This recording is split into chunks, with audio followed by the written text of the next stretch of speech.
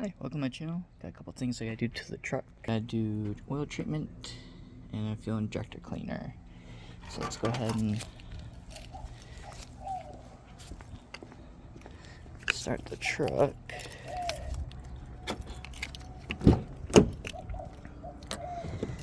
Alright, first we're gonna pop the hood.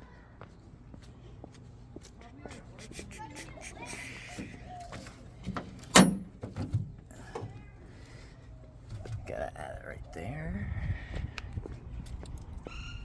Look over here. Pause it for. Alright, we're back underneath the hood. Gotta open this up.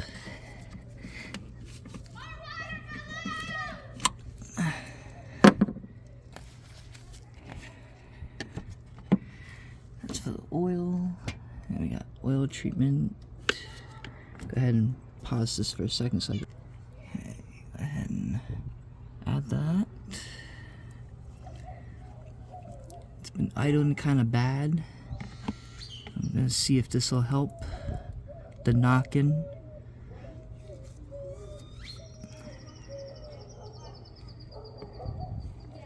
It's good for all seasons. It's supposed to help protect against engine wear, lubricates moving engine parts.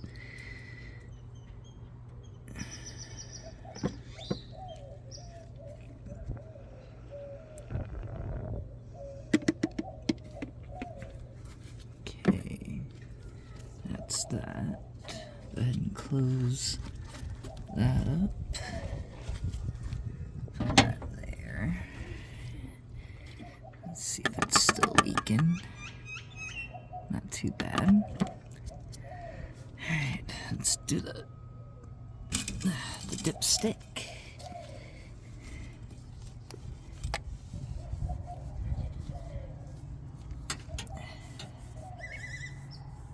Make sure that's cleaned off. There's nothing on the dipstick, so we'll put that back in.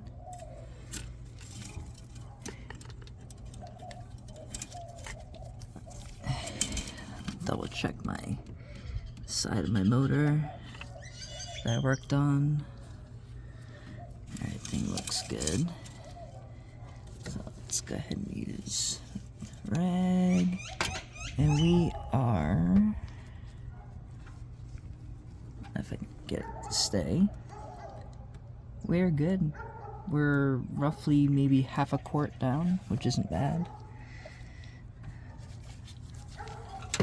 Okay, put that back in there.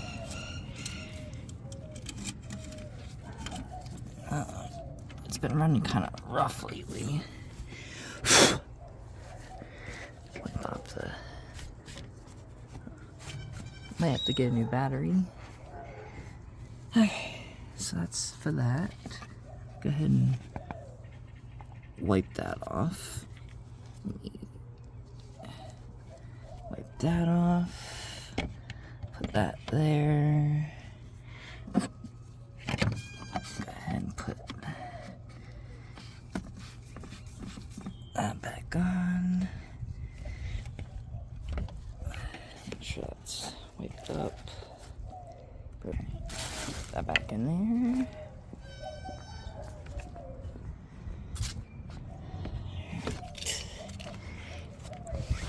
Ooh, is it hot in here? Start right up.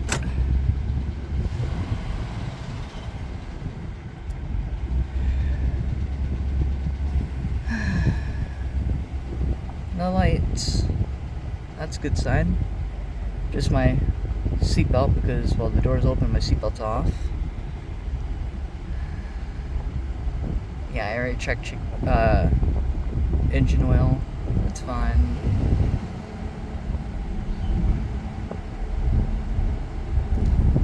Alright. So far, so good.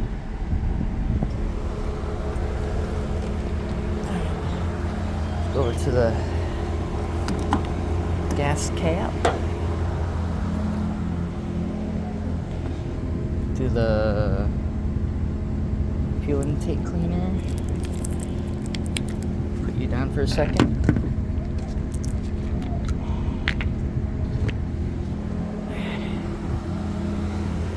Put that bad boy right in there.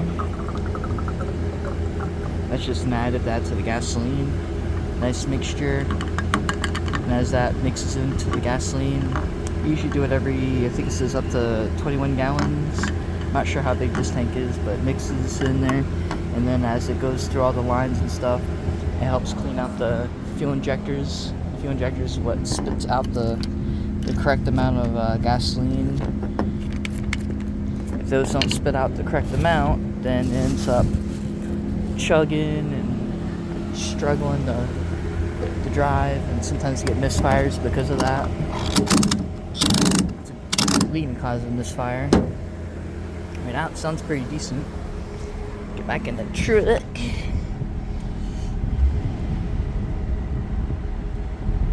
Not bad. Oh, there she is. Check engine light.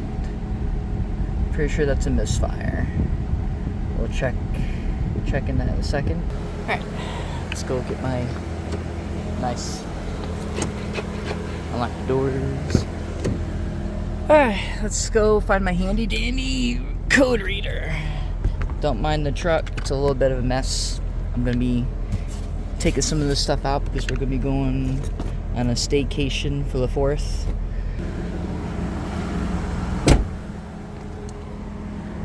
Alrighty. Sorry if I'm moving too fast. Alright, so basically what you're doing is you take this part, and there's a thingy underneath here, or over here, right here. And I plug that into the computer, and then this, shut the door a little bit, this handy dandy computer will read what's going on. Right now we're gonna scan. It's checking for the vehicle and on the codes. It says it has 4 codes. So we'll go ahead and check that out. We're getting multiple cylinder misfire detected, which sounds about right. Which means one of my coil packs is probably gone. Or the fuel injector problem. I just added fuel injector fluid, so let's see how that works. Multiple cylinder misfire, a lot of times that is a coil pack that is no good. Could be a spark plug issue, could be a spark plug wire issue. We got a sensor circuit low voltage bank sensor 1. System 2 lean bank 1. Random multiple cylinder misfire P300. So it's a multiple misfire, meaning the computer doesn't know which cylinder is actually misfiring. So those codes might clear up after I've added the additive. The oil treatment sometimes helps out with all lubrication and all the parts in the motor, and fuel injector cleaner also helps out a lot. So we're just gonna go ahead and clear the code. Yes, I want to clear the code, and that goes away just like that. No more code. See, no codes stored in the module. So we're done with that for the moment. So we're gonna let it idle, let it run for a few minutes. That's about it. The oil pressure gauge is looking good compared to on Friday. I topped off the tank, that looks good. Temperature gauge is looking good. The voltage on the battery is good. That light's going to be on because I have my seatbelt undone. Oil change, I'll probably have to be doing those pretty soon. That's the only reason why it's popped up. It's not very accurate because sometimes when I do an oil change, that light will not go away. It'll continue staying like that. Hood open, obviously, because the hood is open. And right now it's sounding pretty good. So let's shut it off again. Let it sit for a couple seconds. Alright, and then we'll try it again. The heat, the truck doesn't like the heat, so it's a good possibility that it might hesitate when it starts up.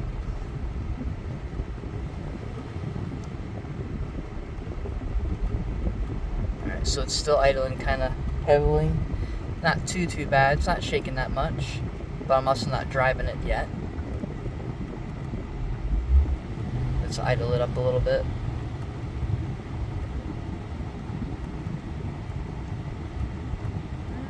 Not too bad.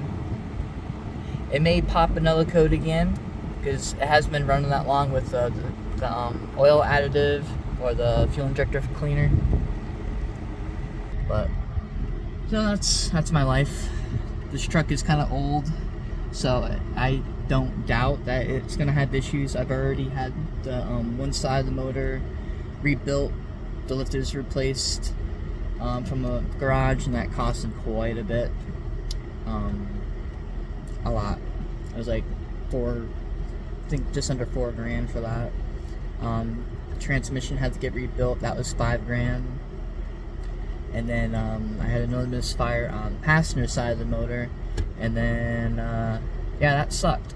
And I couldn't figure out what the problem was. I replaced the coil packs, spark plug wires, spark plugs, injectors, everything I could think of, and it still was knocking. I had to pull everything off, pull the head off. Cylinder 6. That lifter was no good. I took a bunch of pictures of the process. I wish I would have videoed it. It would have made a nice video for YouTube.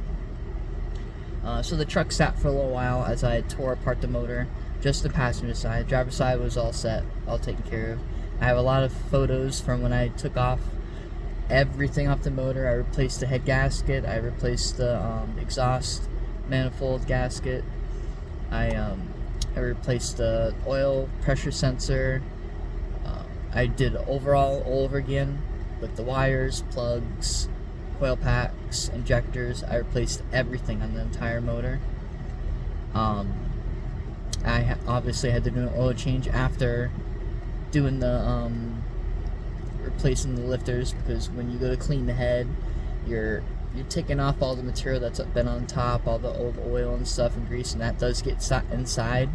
So you end up having all these little like metal fragments and stuff, and that's not good to let it run through the motor again. So it's recommended to do an oil change, and then before you actually fill it back up with oil, pour a whole quart through the actual oil thing and let it run through.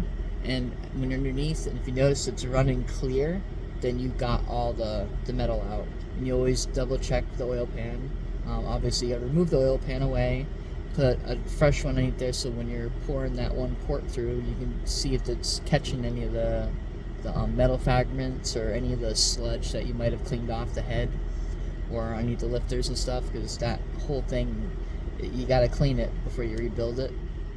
And it came out clear, so that was good. So I closed that all up, and then I just rebuilt the whole thing back up, replaced the head gasket, replaced the exhaust manifold, where the headers go. I replaced that gasket, put the whole motor back together, and added more oil to it. Kind of sucked because oil's expensive, but it is what it is. And after, I think it took me like a couple days to put it back together, but it took me weeks to take it apart because it took my time. I had my second vehicle, so I was in a rush to get the truck back on the road. I already had my other vehicle.